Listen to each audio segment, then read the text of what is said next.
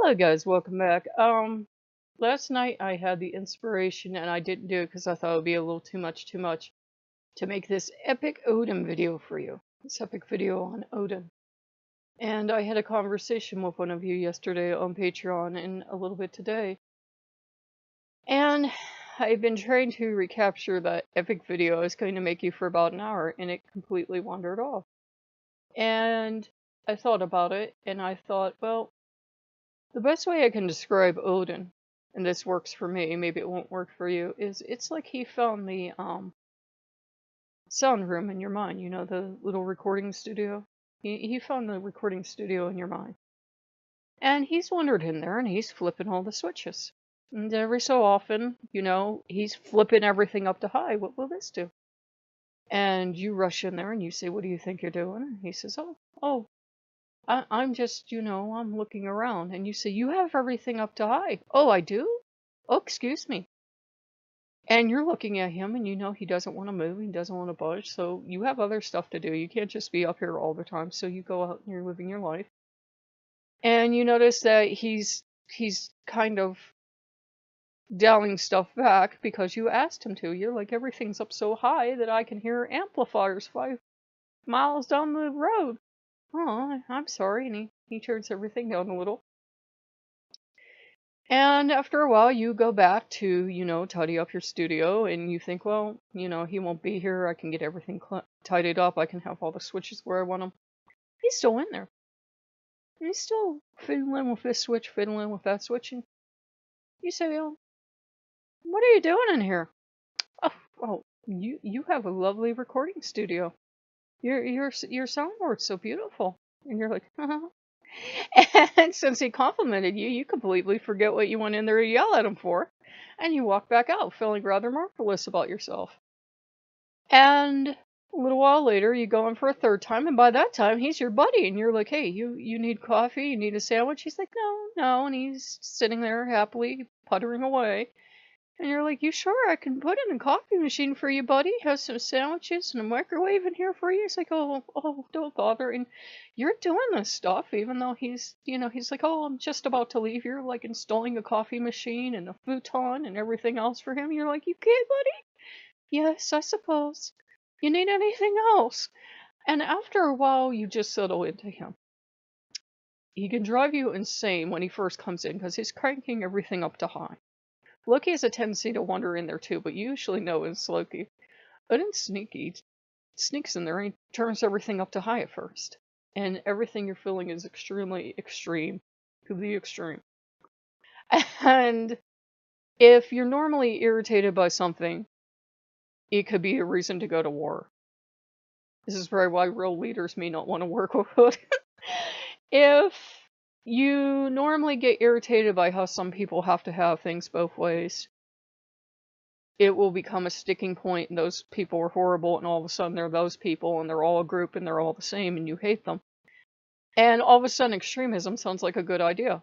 It doesn't last forever. It doesn't last forever. You just have to kind of write it out. And you have to fill each other out.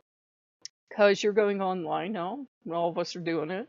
And you're seeing everything from Grandpa Odin, who will cuddle you with love and bake you cookies, getting a smile, to the gentle wizard Odin, to Megadeth Odin. And you're not sure which one you're going to get. You're kind of scared, because what if you get Megadeth Odin? And he's scary, right? That's the scary one. That's the one that's going to terrify you, and he's going to do all this stuff. And you usually end up with, I don't want to say a couple paths, because then it sounds like we're doing Santeria. But you end up with a couple aspects that you usually routinely work with. I've been blessed to work with the Wanderer a bit, and to work with what I call the Wizard, because he has a snarky sense of humor, and he will dress up just like a wizard.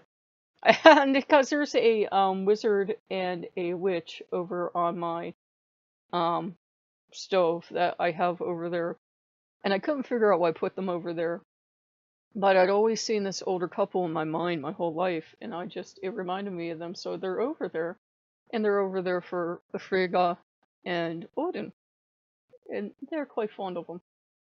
And I also have the, you know, guy that's running the boot camp that will drag you out of bed and isn't this fun? And sometimes they're kind of all blended in together. He's not totally militaristic anymore, but he will still drag me out of bed early, and isn't it glorious fun? No, no, it's not.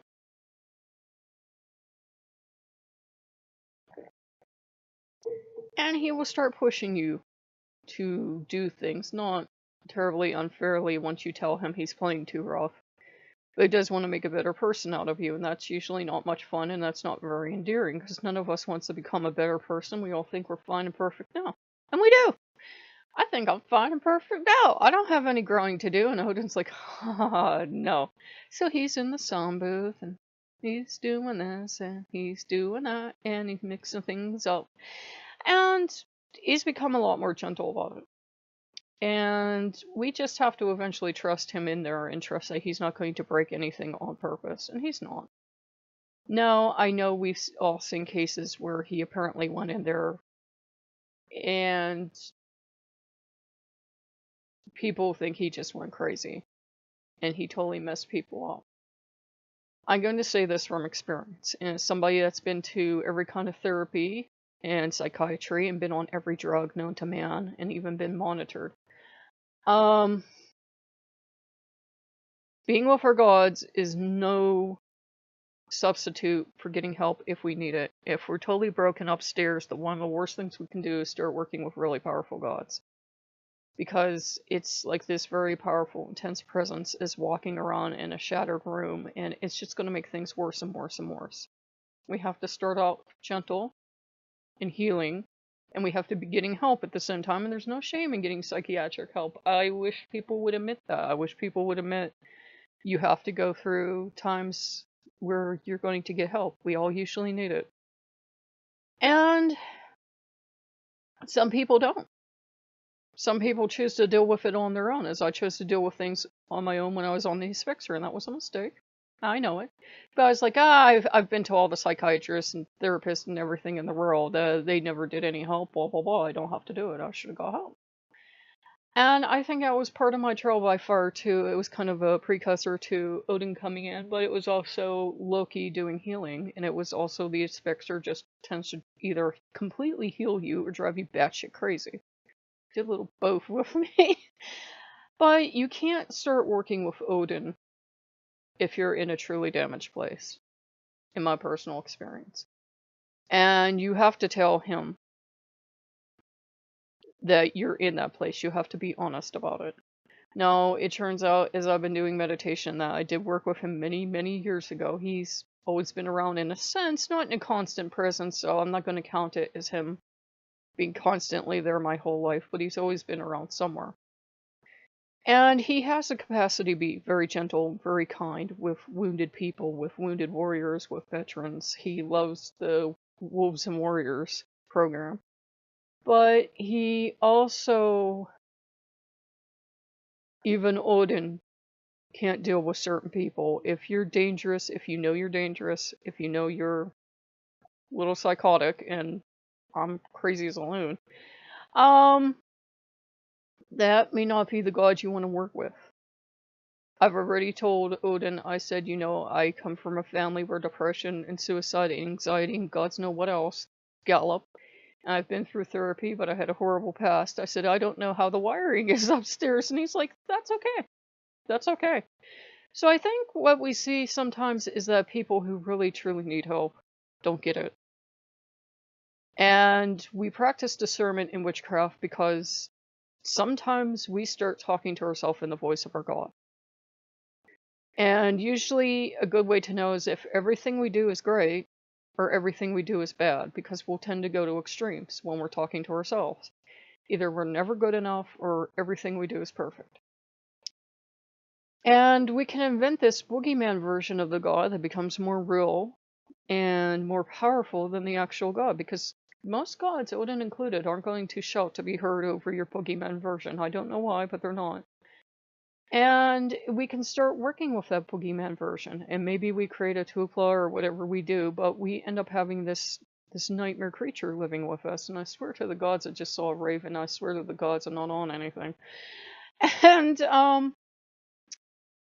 you know, we have to admit if we need help and go get it. But in the main, you know, in the best case scenario, eventually you just realize Odin's in there happily playing with switches for all eternity, and there are wolves wandering in there, and there's a couple ravens following you around everywhere, and you'll be okay. It's just, it's scary. It's kind of like you fell in a river, and you were being battered around on all these rocks, and you were screeching, and even if you're the best Olympic swimmer in the world, you were still getting dragged under and everything.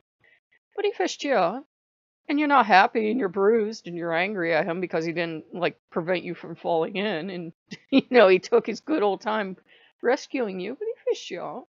So to me, that's the best way to describe it. It's a rough settling in period with Odin. For some of us. Some people will get the sweetest, gentlest Odin, always. I think we get it based on our temperament and what we'll go through. I've often had gods tell me if you would learn the sweet, gentle, kind way, if you would learn from Mr. Rogers would be here 24/7. You would never have to have somebody come in and kick your door in at 4 a.m. and go, okay, Buttercup, let's get up. Because you would learn that way. The gods will deal with us accordingly because they love us. If sweet and gentle works with us, if we can actually learn and grow, that's what we'll get. If militaristic, terrifying us half out of our mind is the only thing that works, that's what will work. And once I convinced my gods, I said, you don't have to feel like you're fighting in a war with each other. I love you all equally, and Odin's not going anywhere. Everything's fine. The house is very peaceful. Feels very calm. And, with Odin, it's just, we have to accept that a lot of it's on us and where we are. We have to be brutally honest with ourselves. Loki's exactly the same way.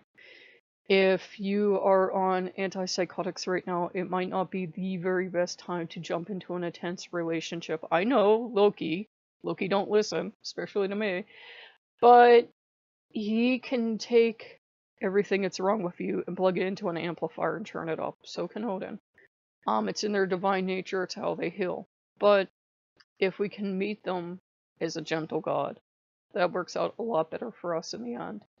I am blessed to know the warrior path of Odin, and the warrior path can be rough and loud and too strong and pushing you around. He can't help it. He's trying to be gentle, he's trying to be loving. And as far as I know, no god of war ever signed up for a war. They didn't want to, but someone had to come along, or we would have chopped each other to pieces a long time ago. Somebody had to set parameters and watch over things. And I've never known a god of war that actually likes war. It's just, it's their duty. And they do it because someone has to do it, because if nobody was out there watching over us, we'd really be murdering each other. I heard Loki back there, you all don't do a half bad of it job of it now, and he's right. But I just figured I would get something out to you guys. I've been setting my alarm earlier and earlier so that when I have to wake up next Friday super early, I can kind of ease into it, and it's been tough. I don't like getting up early. I'll probably be sleeping into 4 in the afternoon after this is all over. But if you like what you see, like, comment, subscribe, and I'll see you later. Bye-bye.